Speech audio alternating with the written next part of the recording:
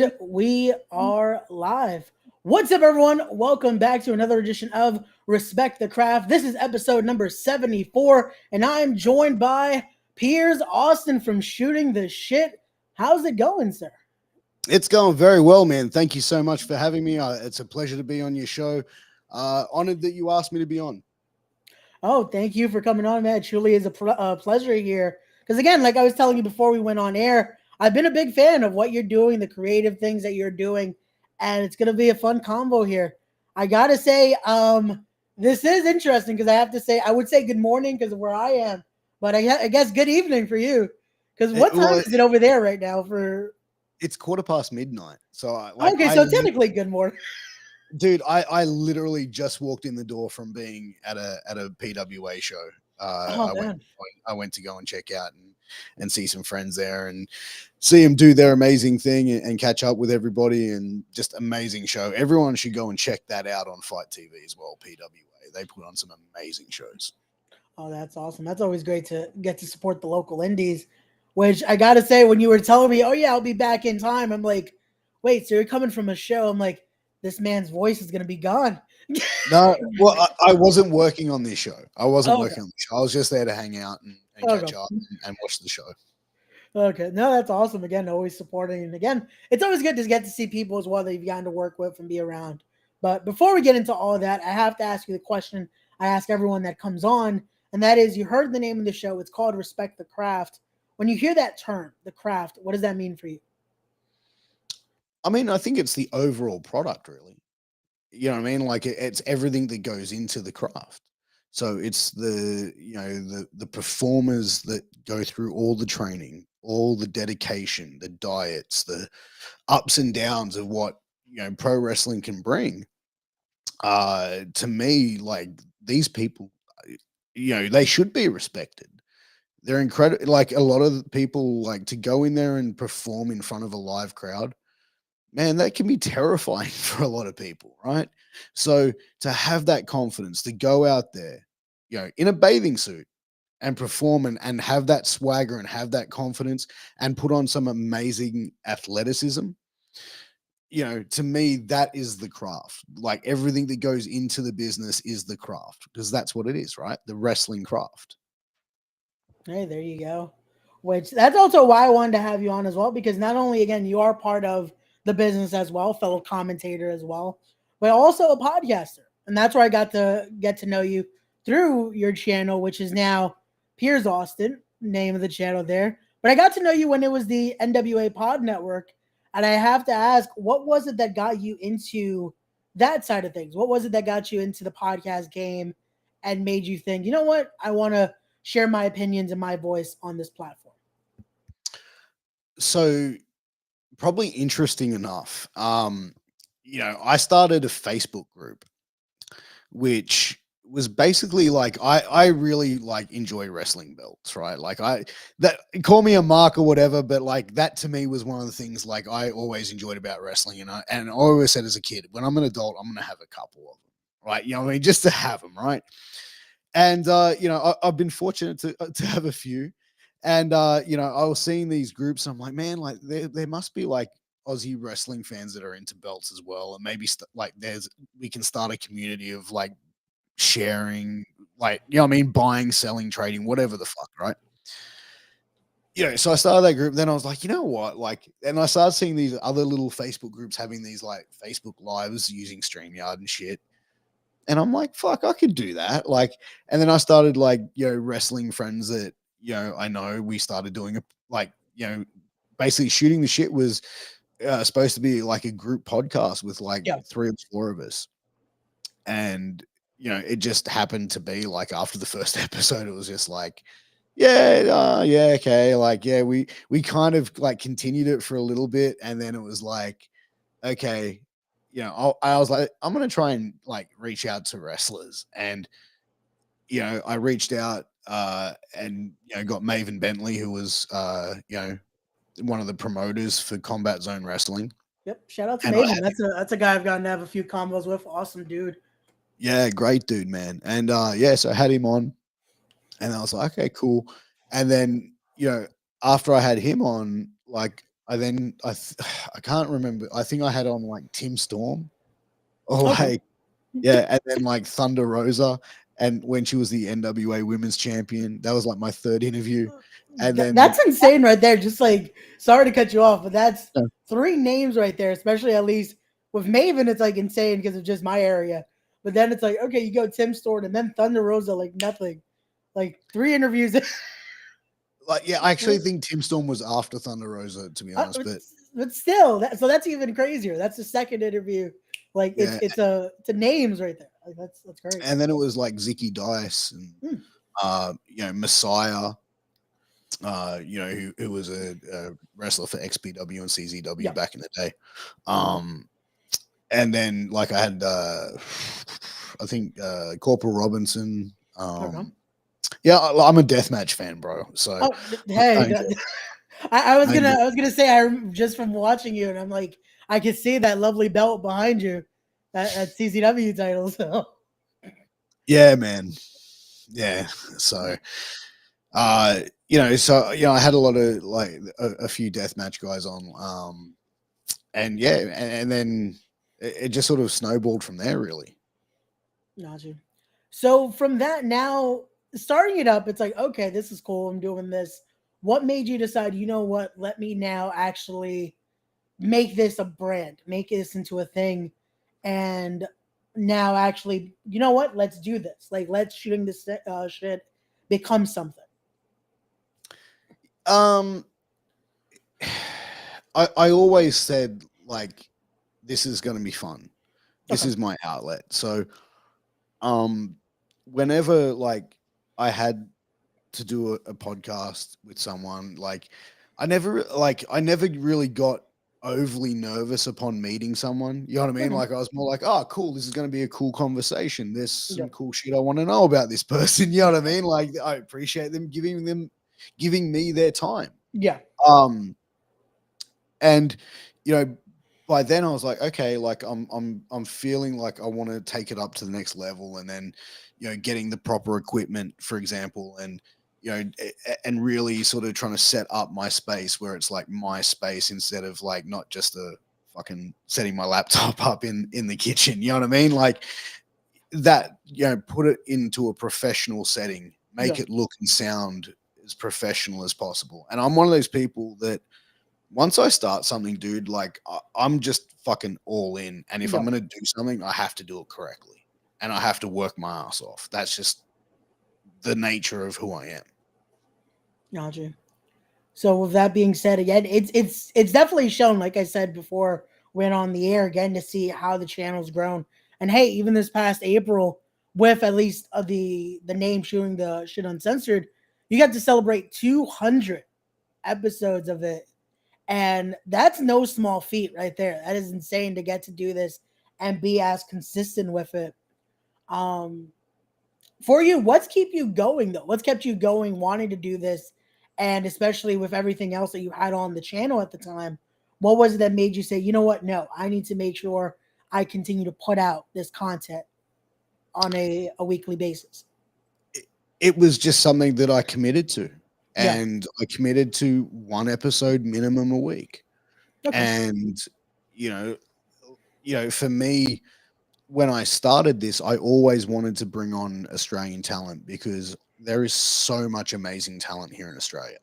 And it's now being showcased on an international level. And it's like to see people, on NXT and watching NXT and seeing like a 90-minute show and having 4 or 5 Australians in prominent positions. That's some pretty fucking cool shit. Yeah. You know what I mean? Like that's some national pride shit there for Yeah. wrestling fans. And I'm not saying shit as in a negative. I'm saying like, No. Yeah. you know what I mean? Like that's some really like, you know what I mean? Like it Yeah. hits home, bro. Like you're like, Yeah. fuck yeah, man. You know what I mean? Because I've seen these performers wrestling on shows here in Australia, and they have been that good. You know what I mean? So No, definitely. I could hear that. I could feel that because again, like I told you, I'm a New Yorker here, so we're just seeing the guys we've had represented on there. It's always that thing of like, this is what it's about. Getting to see, getting to represent as well. Like, I want to say the first was getting to see that talent come in that's always the best thing because you get to see like, hey, I've gotten to see where they start. I got to see them at the locals, and getting to see them now on the main stage is always great. Yeah, man. Absolutely. It's you're so happy for them, you know what I mean? Because like they're cool people as well. Yeah, So it's like that's fucking really cool to see. definitely, definitely. Which now that brings me to talk a little bit about it. With that being said, like I said, I got to see you guys and see the network at the time. So how did that come about? How was just doing on your own? How did the NWA Pod Network become a thing? The NWA Podcast Network became a thing with me and my good friend Charles Redmond. Okay. So we had this idea to start a network, and we had Shooting the Shit Uncensored. Before that, our channel had another show, which was a game show called 2020 Wrestling, where Okay. the host, Brood, just had enough to do it basically. It was a cool show, and we're like, you know what, like let's try and get like people that are in the let's take it to that level. And Angel was the show because Angel, like me and him, had done a wrestling tragedy, and we've done that for over 2 years.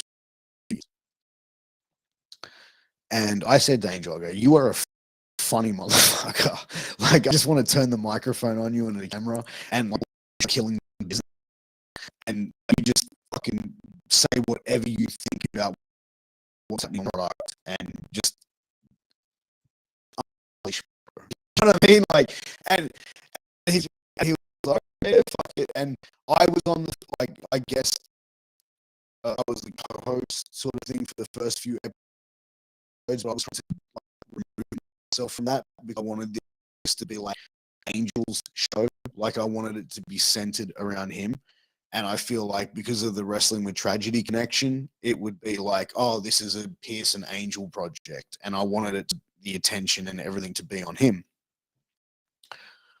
Then Angel put us in contact because I said, who's some entertaining motherfuckers that you know in the business that are just funny, just entertaining, just really cool people. And Yeah. he goes, man, Dead Presidents, bro, Boogaloo and Lowrider. And like those two, man, they are my boys, bro. Like, cool ass fucking people, bro. Like,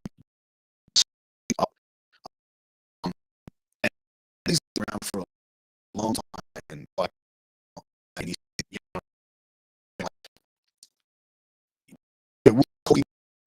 like, what do you want to do? Like, bring a friend and talk about stories. Fuck, that's perfect. And figure out a name.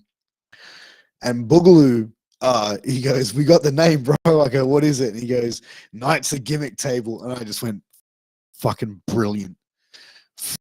You know what I mean? Like, brilliant. And then, you know what I mean? Like, Boogaloo then started doing the entrance to the show. You know what I mean? All hail Knights of the Gimmick Table, where your feelings get left at the door. And you know what I mean? And I don't want to steal his shit, but like, you know what I mean? It fucking flowed, and it was so good. And then later adding Cade Lothbrock to the show. And then we also, because I did a podcast with Kiwi Alan Funk. And he mentioned to me after, he's like, man, I really love to do a podcast. And this was like about a year before. And then I just hit him up and was like, hey, man, do you want to do a podcast? He goes, yeah, I'd love to be on your podcast. I said, nah, bro, I want you to do a podcast.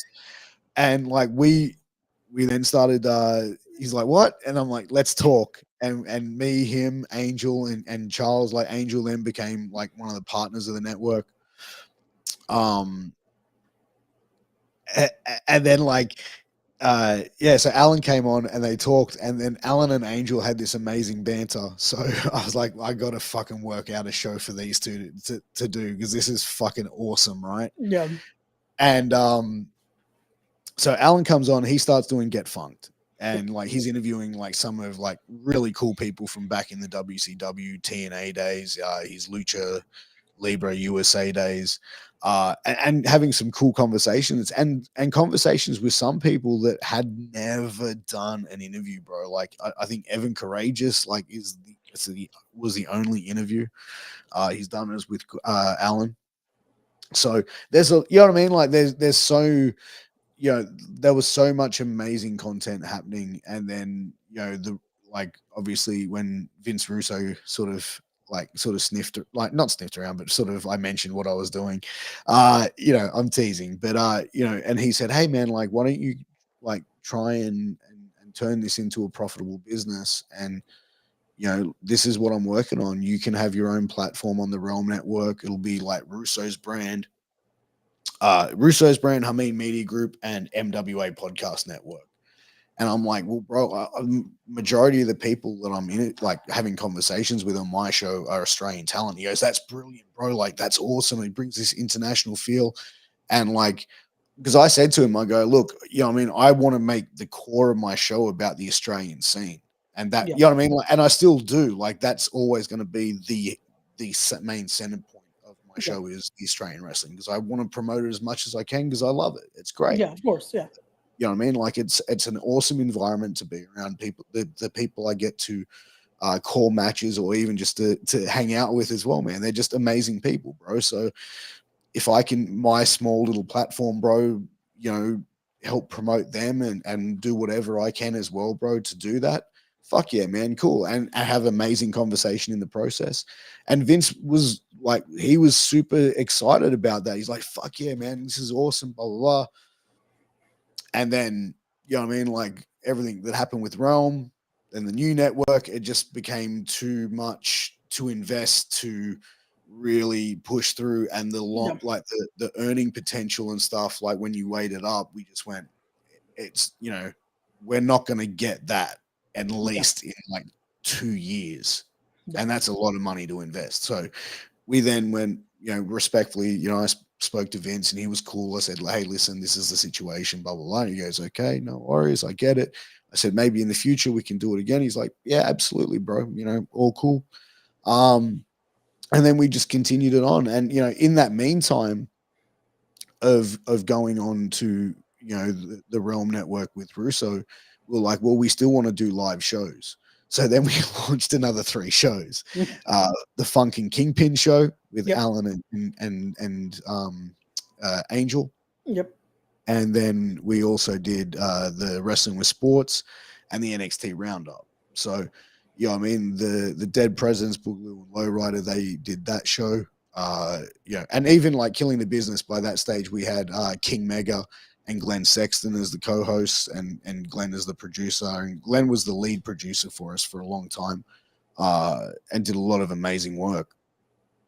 But, you know, and then like the Funkin' Kingpin show, which, like I said, you put Alan and, you know, Kiwi and the Kingpin in the same, you know, conversation realm, and you're going to see some entertaining shit. And it was literally some of the funniest stuff. Like, no, and I could say it from personal watching, getting to see all that. Like, it was always an entertaining piece coming out from the channel. No matter which podcast you were watching, there was just loads of entertainment coming from all of them, and it was insane. That's why when I hit you up, I was like, just seeing all the creativity you guys were putting out, it was like, and this is all from one channel. Like, that was insane. And you put like micro content clips on top of that. Like we're pumping, like we're probably pumping out like like 14, 15 videos on YouTube a week. You know what I mean? Like, and you know what? Sometimes less is more, bro. And that's the thing. Like I said, I'm a very passionate, dedicated person. Like, I was fucking like blinders on with this stuff, bro. Like, it was just like, I need to get this done, blah, blah, blah. Like, and you know, it comes to a point, bro. Like, you know, you got a young family, like I do. Like, I got, you know, 3 kids, bro, and my kids are only young once. And the network side of things was like, it was a lot of time that I had to spend doing other stuff, which I could be spending with them. And then when like my elder son goes, oh, daddy's always on his phone, that's when it's like, fuck, okay, done. You know what I mean? Like, no, you know definitely. I mean? And it's one thing, like, it's also you're doing the podcast, you're doing your own podcast, which doing the shit. You're then having to micromanage to make sure the network's going the right direction. But then you're also doing, like you said, the indie events. And then it's like there's only a certain amount of hours in a day. Then family is just kind of like, hi and bye. Like, so it's understandable having to Yeah, kind dude, of, and I try and be a hands-on dad. yeah. So like my work, my shoot job. I start early in the morning and I finish, by lunchtime. So I get to have some quality family time with my kids. I get to cook dinner with my wife, and you know what I mean. Like I get to go to the gym, all that sort of stuff, and you know what I mean. Like it's a lot more now, just relaxing. You know what I mean? Like it's a lot less stressful. Yeah. And I think as well, dude. Like I stress myself out a lot, and you know what I mean. Like because that's the thing, because I'm constantly going, "Fuck, I need to get this done. I need to get that done." You know That's what I mean? also, I Like, think, that's also every creator's like their blessing and a curse, because it's like, yeah, I want to get all this done, but then it's like, shit, I need to get this done. I need to get that done. And it's like, it can be right? handled timely, but no, we want to make sure everything's at its peak. Yeah, Like, man. which is, and now that also adding, like, I can imagine with that, your commentary, you're the same way. It's like, I need to have these notes and have all this, like, it just, it's constant, just everything needs to be done at now. Like, Like I did like one commentary show I did a couple months ago was for Elite Wrestling Australia, okay. and so the show, like a couple weeks before the show, I went out for dinner with the promoter and the crew, and I was talking to the promoter, and I said, "Hey, the guys that you had as my co-commentators were okay, but like, you know." Are you going to use them again? He said, no. And I said, okay, cool. Because I know Cam, who I do FWA with, me and him have great banter. He enjoys doing the play by play. I enjoy being, a little bit of color. You know what I mean? But that, you know what I mean? Like I can mix it up. I can go play by play, or I can do color, or I try to do, you know what I mean? I don't know how successful I am, but I try my best at whatever, is put in front of me. But I said, look, let's bring Cam in. And I even said, Diego, who's the ring announcer for PWA, he's super cool. The three of us would be like the best commentary team you could get. And he's like, the promoter looks at me and goes, nah, I've got another idea. And I go, really, what's that? And he goes, you like Joey Styles? And I went, oh. He goes, yeah, I want you to call the show Solo. And I'm like, never done it before. Never done it before. And mind you, like because of COVID and everything else, like, I mean, I've been booked to do shows and they've been canceled and due to lockdowns and stuff like that. So, I've probably commentated on maybe 6 or 7 shows and ring announced on probably like 8, 9. You know what I mean? But like I said, due to lockdowns and stuff, opportunities got missed. But you know what I mean? Like I still, everything is constant and there's regular stuff coming in. But like to sit there and do a solo show, like for like a 3-hour show, bro, I was like nervous as fuck. I was like, I was And also packing it. just to be thrown in like that, that's insane. Like, hey, so yeah, you're doing this solo now. Like, Well, just dude, like, I was pushing, bro. I was like, man, like if you bring this guy in, please, man, like we'll kill him. Nah. And then I just got nah. And I was like, all right, cool, cool.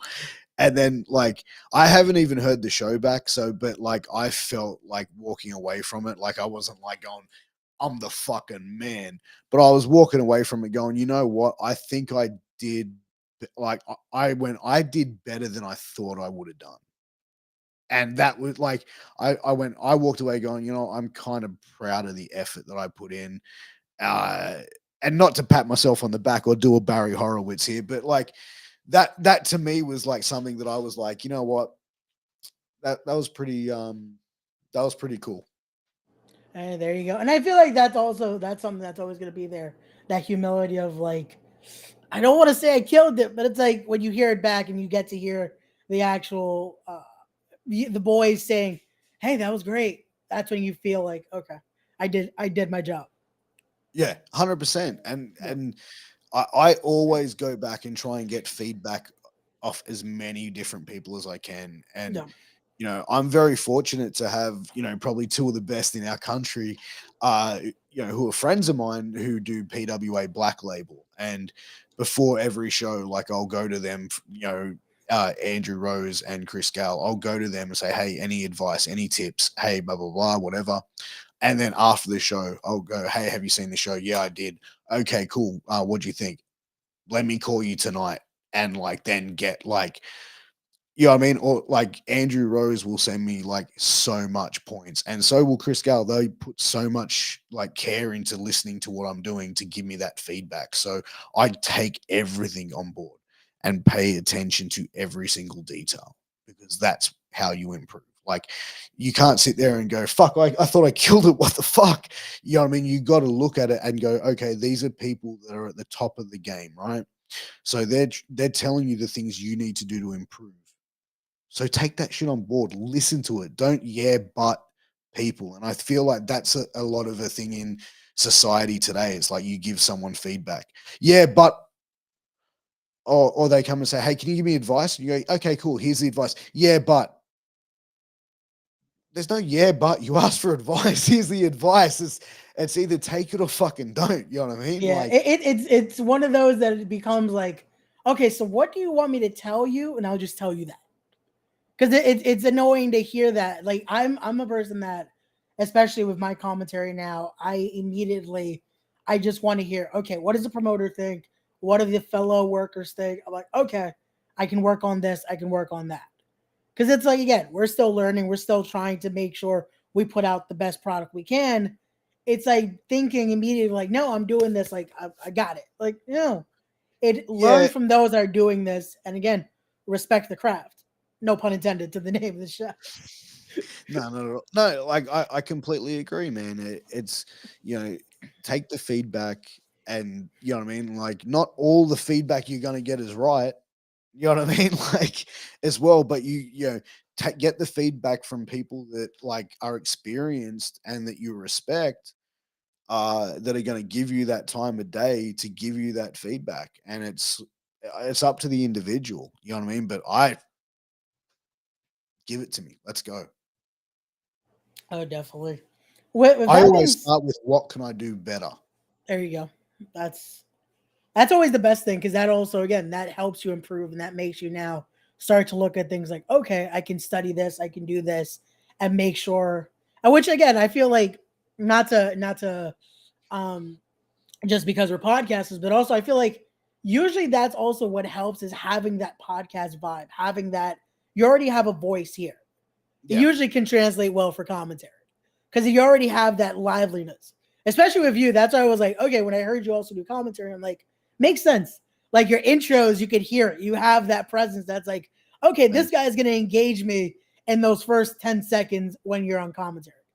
Because that's what I've learned too. It's like, you need something that's like, okay, the person's ready to watch this show. 100%. May I take a quick bathroom break? Yeah, Is that yeah, okay? no problem. Yeah, I'll be back in 2 seconds. I'm yeah, so sorry. no problem, no problem. Because again, guys, while Pierre does that, let me make sure you go follow his social media there. Go follow his Instagram right there, the Piers Austin. Go follow him on Twitter there at Piers Austin.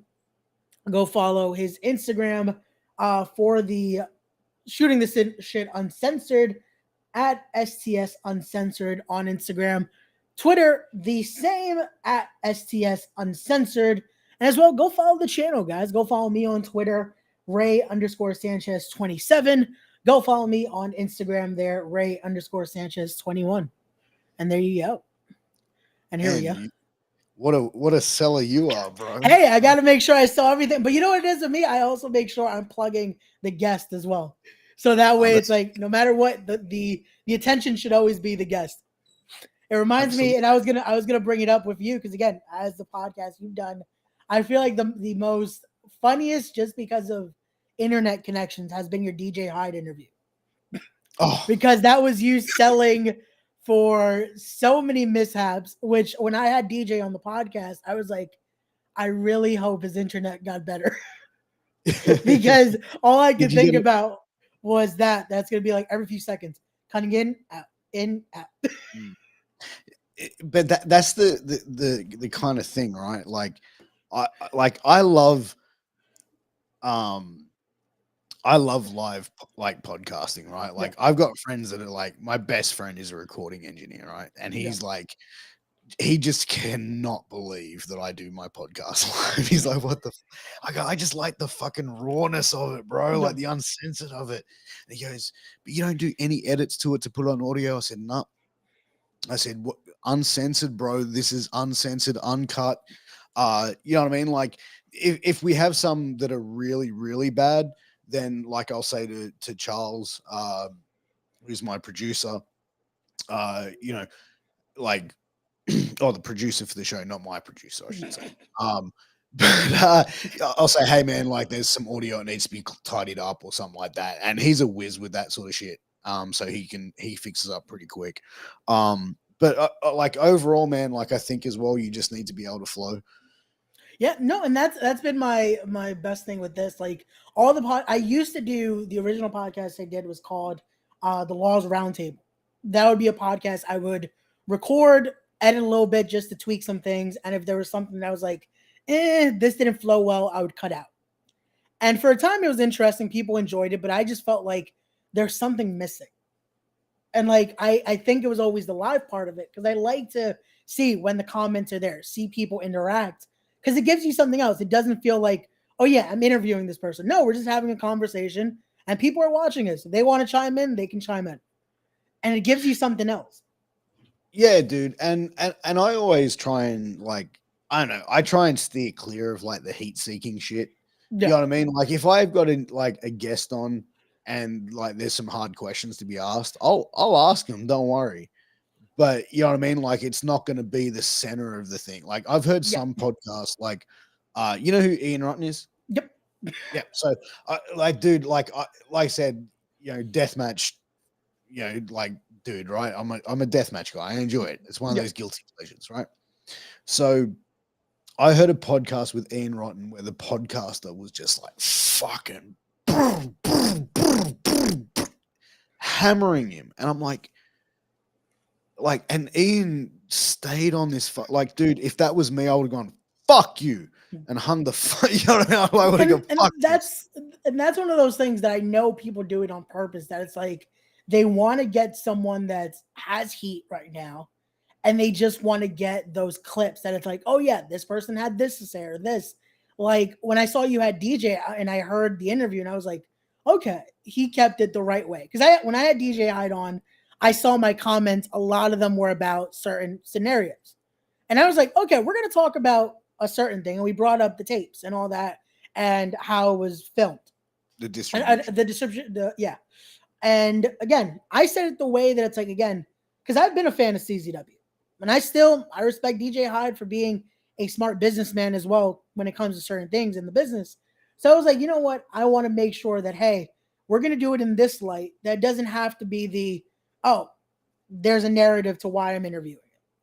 Yeah, look, I think that you know there's other also points to it as well. Like you know what I mean? I asked DJ all the questions from speaking out, from you know, you saw the or you heard the show, Yeah, yeah, and that was the thing. Like those were always going to be the things I asked. But the thing was, like, I'm not attacking or like shaming this like person. I'm not judging this person. yeah, I'm asking the question and then letting them respond. yeah. That's all it is, and that's why like you know you can you don't necessarily have to lynch someone publicly. You know what I mean? And you don't, and that's why I try and come across as someone who's just non-judgmental, here to have the conversation. I will ask questions that may be a little bit difficult, but that's all been briefed, you know, prior. Because I say every show is like, is there anything you don't want to discuss? Is there anything you don't want me to bring up in conversation? And if they say yes, this is this, and that was part of what I wanted to discuss, then I just avoid that part of what I wanted to discuss out of respect.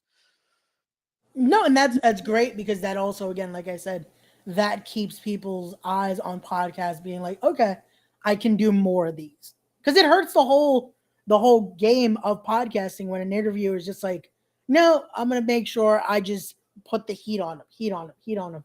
And it's like, okay, you're gonna do that, and then they're never gonna want to do podcasts, or they'll tell someone else, and it's like, okay, that ruins it for a lot more people. It, Like, it it does, but it also like it's just I think then it's the pod that interviewer trying to get themselves over at the yeah, expense of someone. yeah, And dude, these people are human, man. Like they're human fucking beings. Like just because like you see him at shows or you see him on TV, like doesn't give you the right to fucking demand a fucking answer about certain things. You know what I mean? Like, because like think, bro, if someone came up to you and go, "Hey, man, your ex girlfriend, like she's made some accusations about you, bro. Like you're a fucking piece of shit." Before you can, bro, what are you gonna do? What the fuck? Huh? yeah, Who the yeah, fuck are you? You know what I mean? yeah, Like in that situation, bro, you have to kind of like I said, you can ask questions, and you just need to be respectful about how you go about it. definitely. So with that being said as well, now when it comes to the people you've had on, how has that been for you getting again, like even recently you had Jay Chris on, which that's great. You've had the former Alexander Wolf. Even coming up today, you have a busy schedule because you have not only PJ Black coming on, but also RVD. Like, Yeah. how is that for you when you know, okay, I have these? Then again, I can imagine you're treating that's like not only just not in the way that it's just another interview, but I can imagine that's how you're briefing yourself like, hey, treat it like another interview, but giving them that, oh, they're who they are though. Yeah, like it's obviously like you pay respects to what people have done in the business. You know what I mean? Like to be under contract with WWE and to be on WWE television, that is the pinnacle of the business. That is why every majority of people who get in the business of professional wrestling to be a professional wrestler, that is like been the goal for what, like 40 years. So I think anyone who has that, you have to pay that respect, who's had that dedication, that work ethic to get there. But then even anyone like dude, I've had people up and coming in the Australian scene that have had like 3 matches. But I've met them and gone, hey, you're a cool person.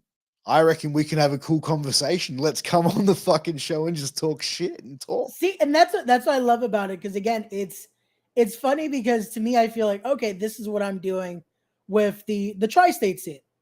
Because I'll have someone like a homicide on the podcast, which again for wrestling that's a legend right there, that's an icon.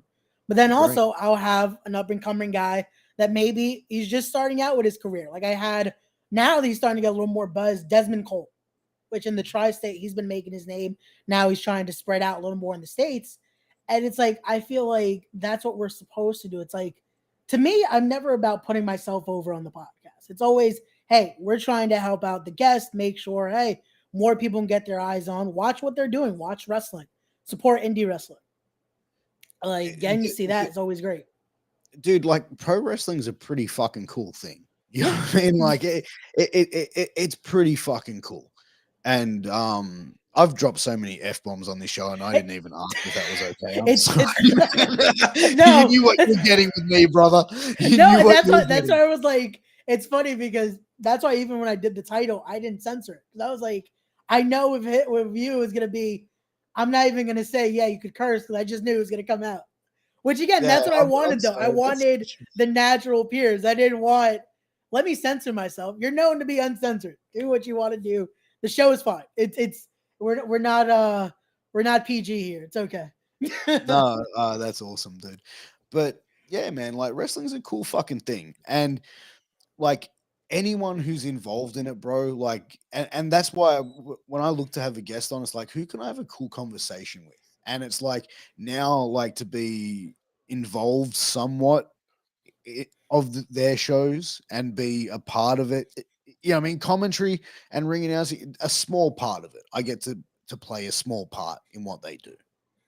And you know what I mean? Like when you're around people a few hours before a show and you're having conversation, you're like, hey man, Like, this is cool. And I won't usually approach at a show, you know what I mean? Like, I usually keep that as business for the show.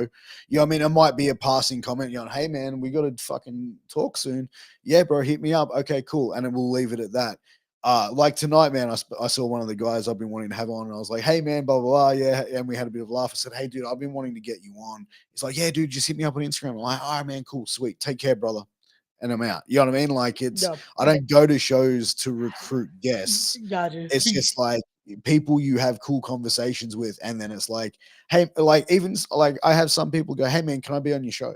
And I'm like, Oh, fuck I was yeah. gonna ask you, have you gotten the approach by one of the guys? Because that's always been to me when I'm at shows and I'm like, okay, I'm not here to ask anyone. I'm just here. I'll network and talk.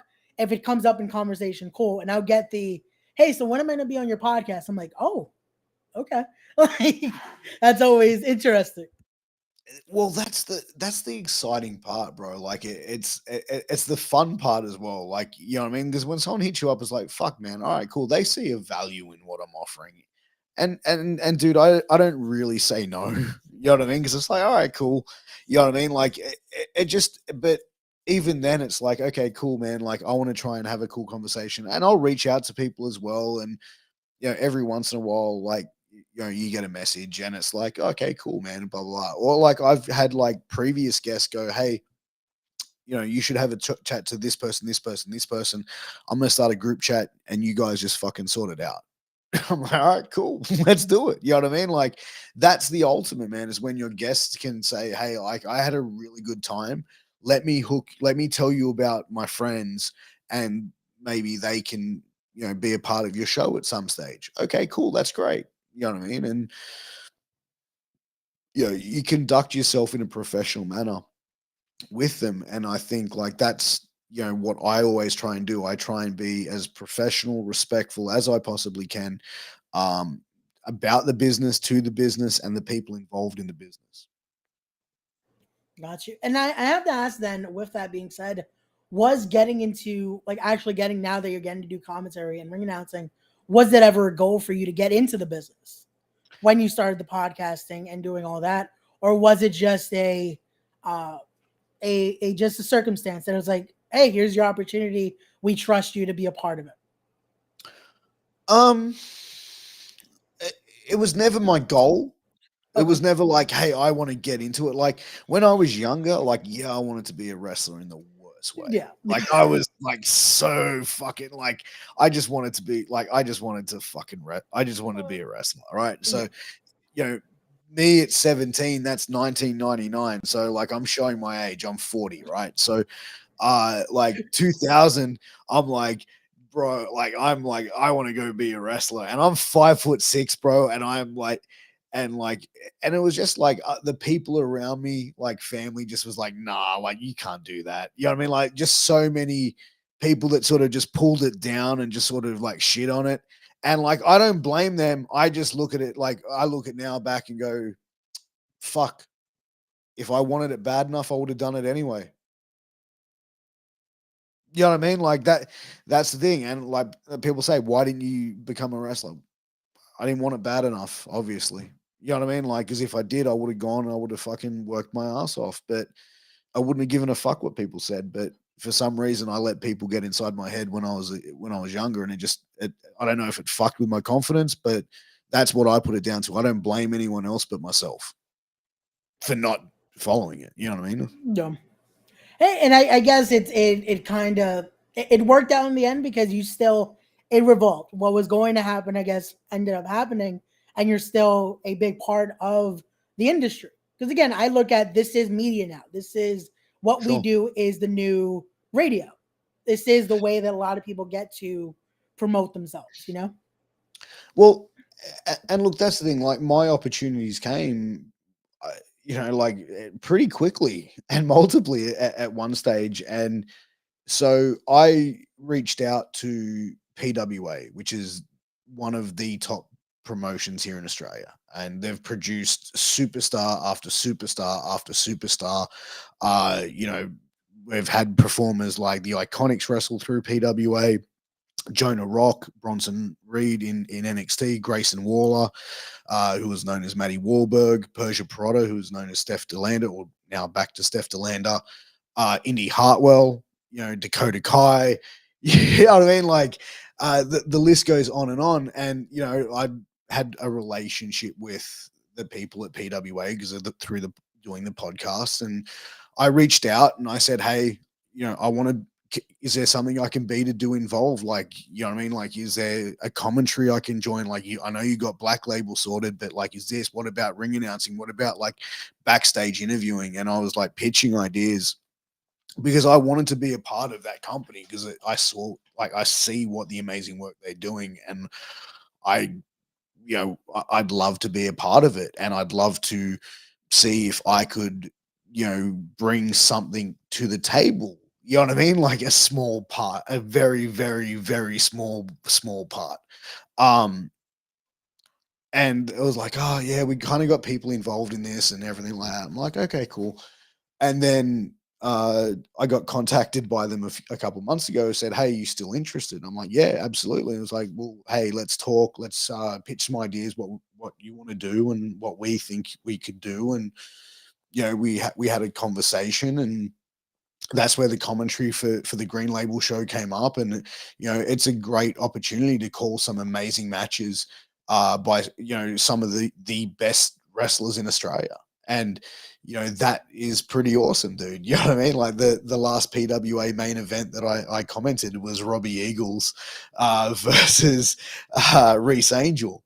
So, Oh and wow, that there was you go. an amazing match, an amazing match. And it was just like, I was blown away calling it. Like, such a cool show. The whole show was. And it's like, when you have an opportunity to be involved, to sit there in front of it and just call this show, man, like it was like, wow, like they gave me this opportunity to do that. And any promotion like FWA, like, which is on Fight TV, like, to do commentary for them, and PWA is on Fight as well, and to have that opportunity, it's like, okay, cool. Like, I still take that professionalism everywhere I go.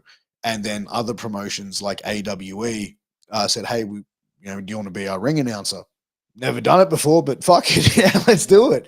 And then I try and bring, something a little bit different to what a ring announcer does to try and accentuate the show or whatever it is. And and then, EWA and other promotions, and I've been contacted by a promotion to be the head booker at one stage, or to be involved in their booking committee. And that's, you know what I mean? Like, that's some pretty, like, to me, I just go, wow, like, that's really cool. You know what I mean? That these people trust me on that level and want to include me in what they do. No, that's awesome. Congratulations to you. And that's why I asked if it was a goal, because I feel like with me, once I found the podcast game again, because I was training at one point to be a wrestler. I trained here locally in New York.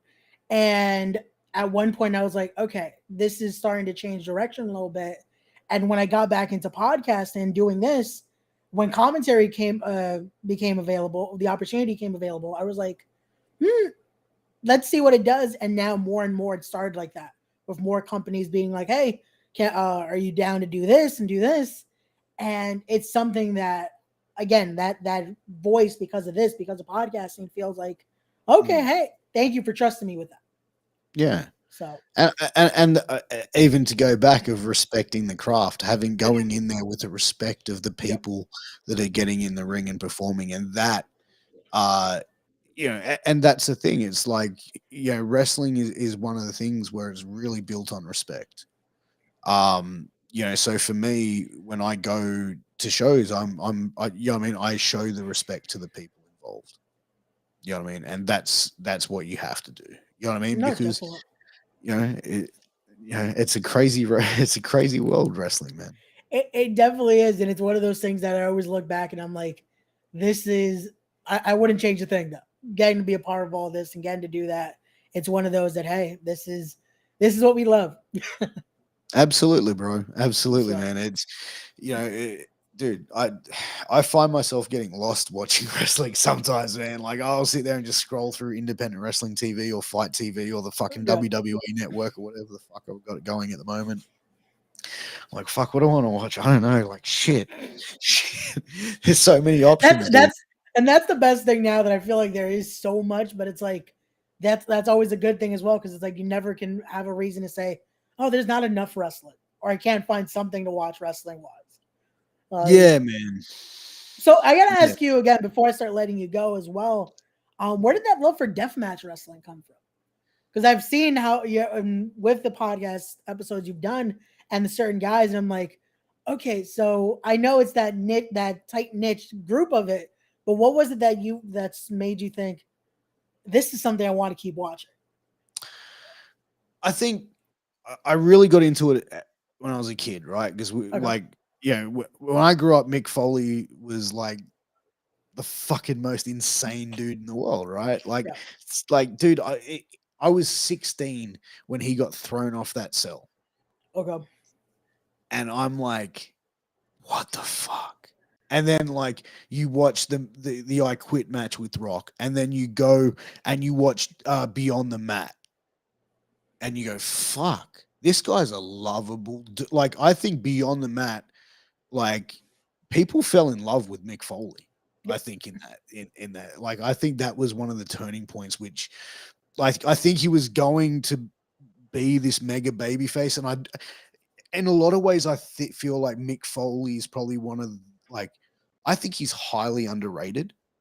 Surprisingly enough, because I know he does get a lot of adulation, which he deserves. But I think when you look at like some like those pops that he was getting, you know what I mean, and his promos, and you know the things, the small little things he would do, like even when he was going to kick, like and gets pinned at 3, just the little leg that he would like throw up. You know what I mean? Like there's still that little bit of fight in him. Like Yeah. that little bit of storytelling goes a long way.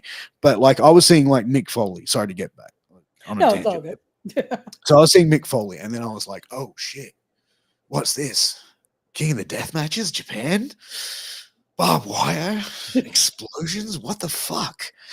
And then, you know, I saw Funk versus Foley. And then I was like at a video store, what's this ECW tape? Eastern Championship Wrestling? Barbed wire match? Mick Foley, the Sandman? You know what I mean? Like, what the hell is a no rope barbed wire match? And then, you know, like in the late 90s, like we were getting like a lot of wrestling magazines here. Okay. And I started seeing CZW and XPW coming in. And these guys are like smashing each other with light tubes and all this other like stuff. I'm like, what the fuck is that? So I'm a 17, 18-year-old, you know, punk rock kid. So like I'm seeing that going, that's some cool shit. Right? That's cool as fuck. And like as I've like gotten older, like I still appreciate deathmatch wrestling. But when I watch it, like back then, I was just like, yeah, this is just cool seeing these guys just fucking destroy each other.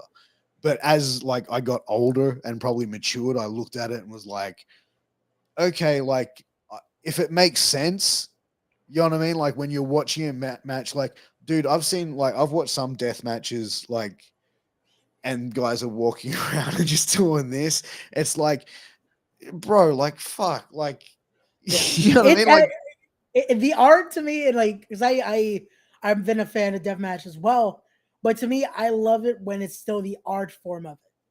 Like I've had combos with guys about it, and I feel like there's still an art to it when you're able to do it and make it have still that psychology of it. Like a guy that I always talk to about it is Akira, because he's also known for doing deathmatch, but also can work a normal match like anyone else, or a guy like Alex Colon.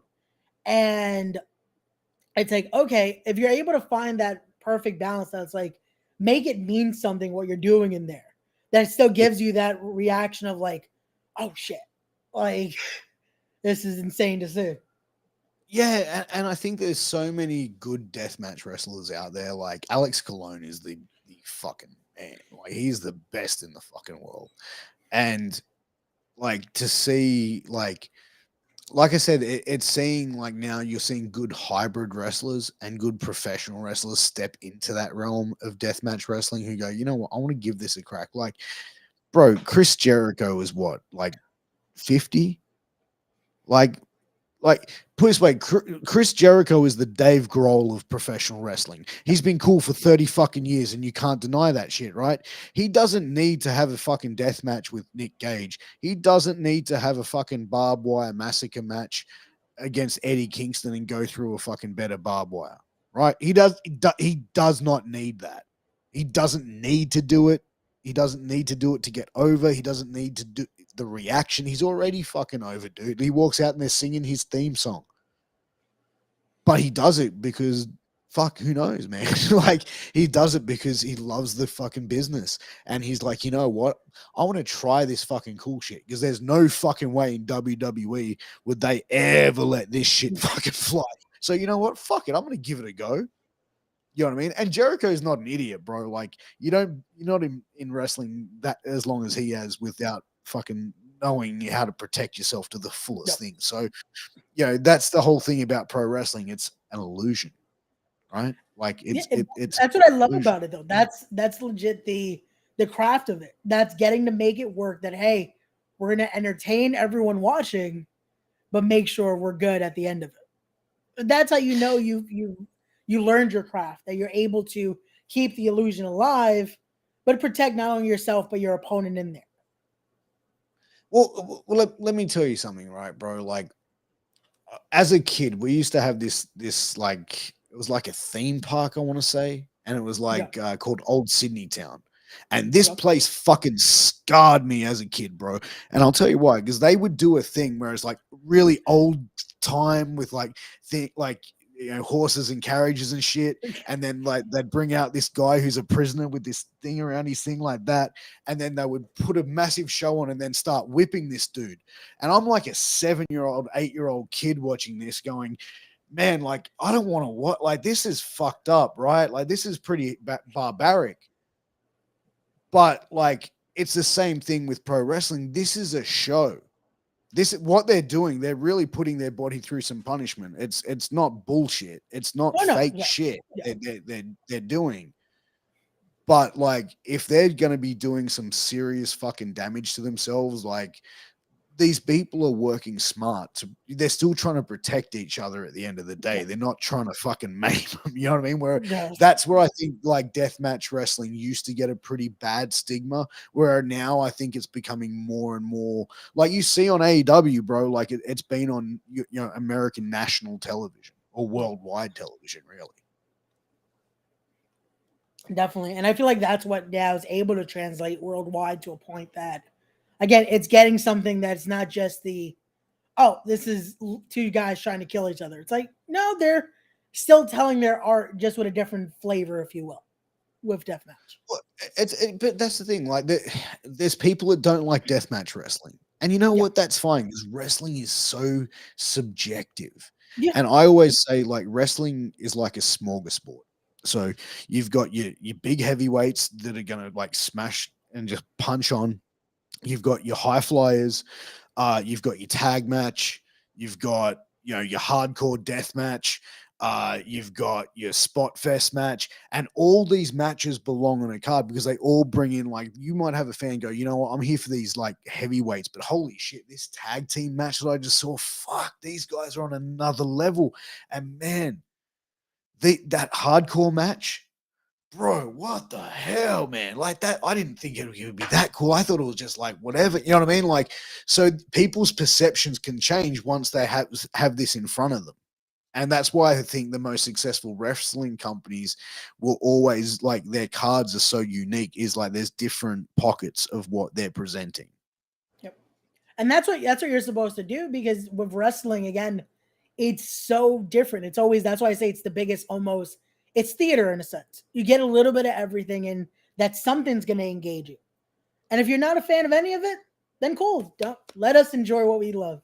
But but you know what? Like, it's interesting, like, about pro wrestling is because you could have a play and you can have a movie, and fans going to see those movies and viewers going to see those plays, they can detach from, you know what I mean, the actors, right? They can go, they're not going to go up to Al Pacino and go, fuck you, Tony Montana.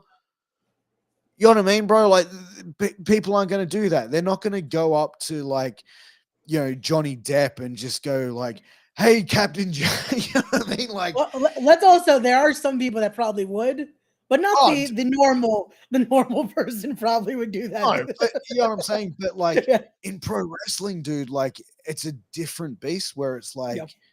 I think the audience sometimes can find it hard to detach from performer and person. Yeah. Yeah, I think, and that's something where I always look at with that, to not to break the fourth wall of wrestling, but I always say, unless you really do know the person, you kind of have to force yourself to try to understand this is a performer. Because a lot of people, Yeah. when they find out certain things, are like, oh, this guy would never do that. It's like, do you know the person to be able to make that judgment?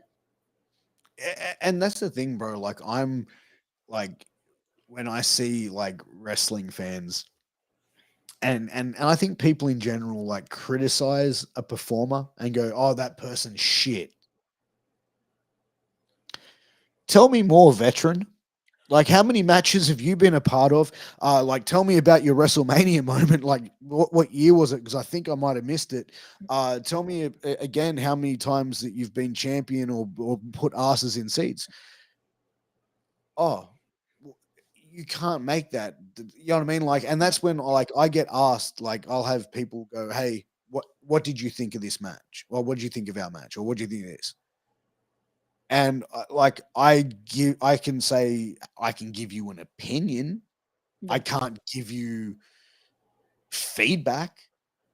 You know what I mean? Because like I've never bumped. I've never been in the ring. I don't. There's a difference, bro. Like you can do commentary, you can do these other parts and be involved in the business, but actually being in the ring and doing what they do is something different, bro. Like there's not that. You know what I mean? And that's the thing where it's like, like as if someone who hasn't done it, like if you haven't done something, you can't criticize someone else for doing it, right? Like that's just my view, and it's the same No, way. and Like, that's how it should be. Like that's why I was gonna say though, the reason you'll get asked that a lot more now is because they have that respect for your take on it. Because it's not oh, the normal just, oh yeah, this was cool, you should have done this, because it's not the smarky remark. Because you have that respect for the industry. You have a respect for what they're putting their bodies through.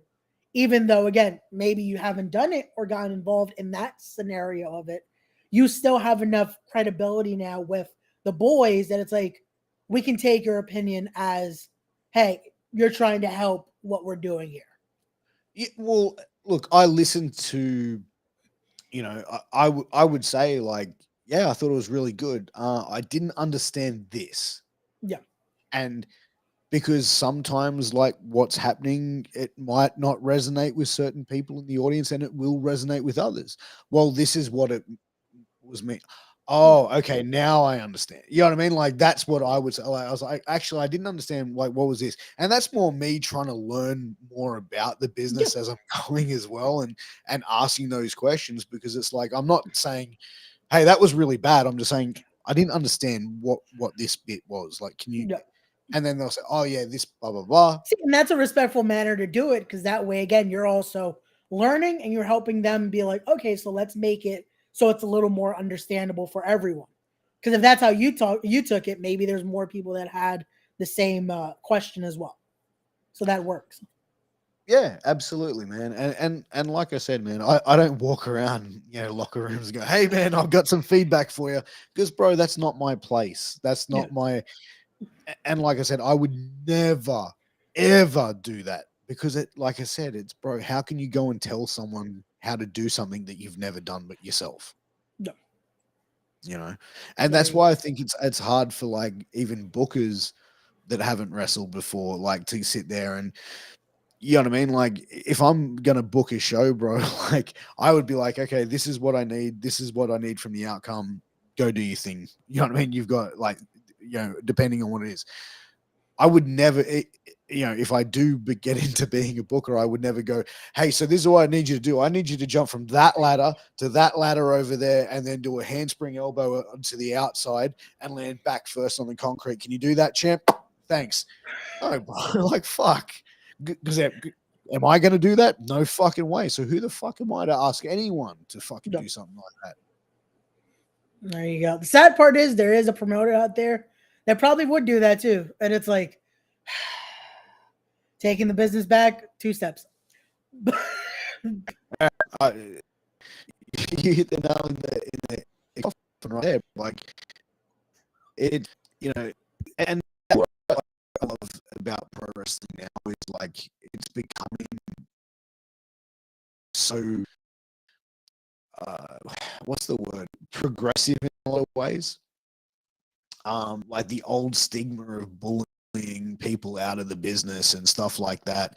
I think that pro wrestling has a place for anybody and everybody, from all walks of life. And if you're prepared to put in the work, because it's like anything, bro. If you want to be involved, then you need to dedicate yourself to a certain level to get to where you want to get to.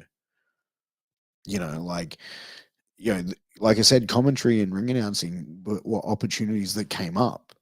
But I was like, well, if I'm going to do it, I'm going to do it to the best of my ability and be the best I can be. Not trying to compare myself to others, because there's some great guys and girls in Australia that do this.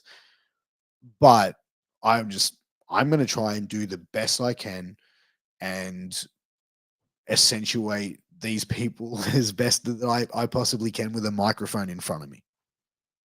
Not you know. And again, that's awesome to hear. That's how you're going into this and your take on it. Because again, it shows you truly have that love and admiration for the business to be able to put that best foot forward. And dude, as well, like now, like I think after like 2 years ago with everything that came out, like pro wrestling now is becoming a much cleaner place, and it's becoming a much more of a positive environment. Like, dude, like the shows I'm at, a majority is very positive.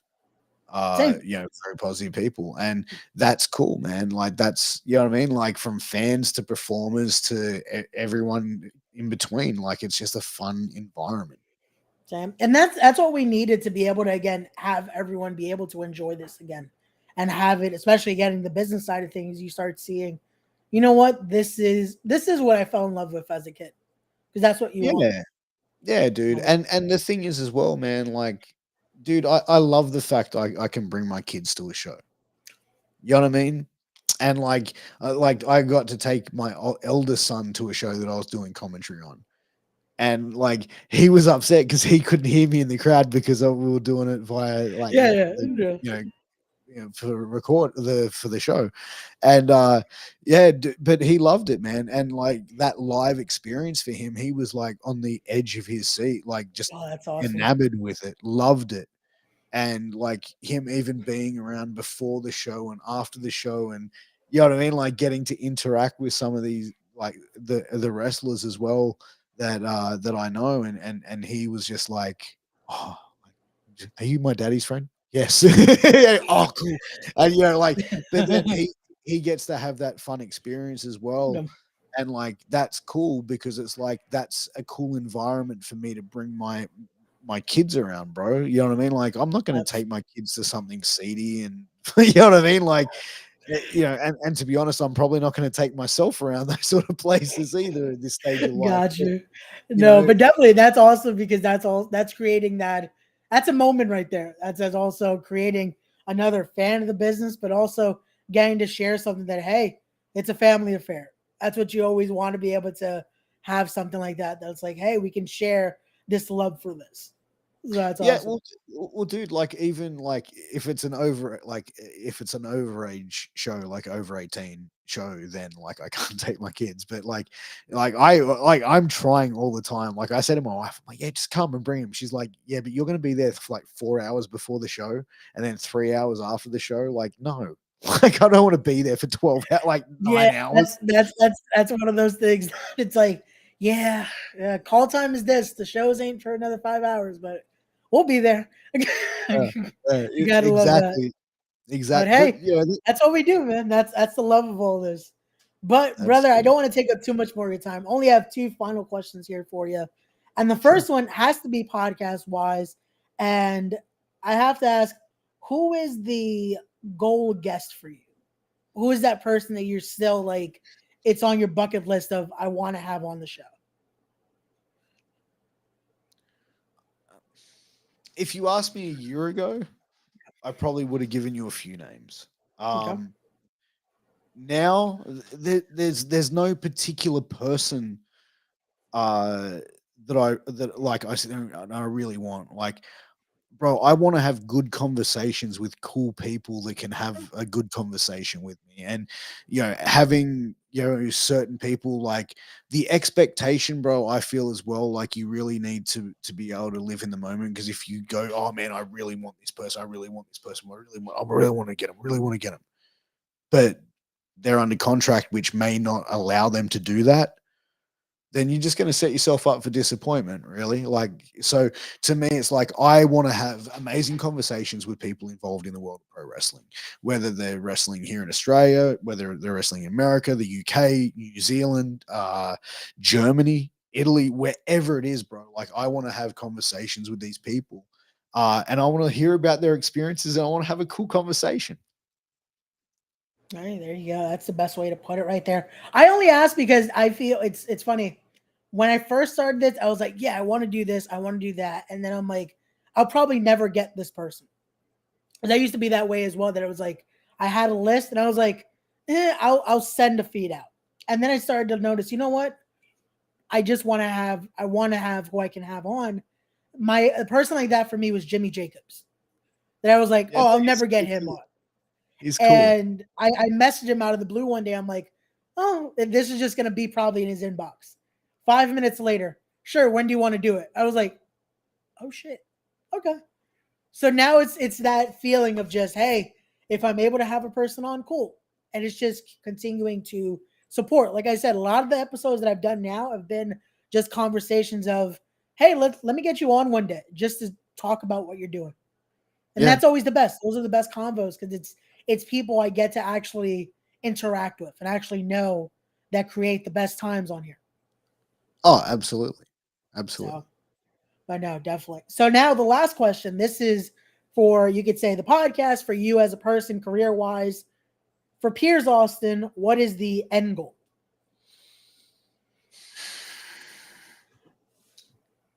What is the end goal? There is no end goal. Hmm. There is no end goal because there's no limit to where I want to go with this. And Okay. now with the other things that I get to be involved in, I want to do as much of it as possible.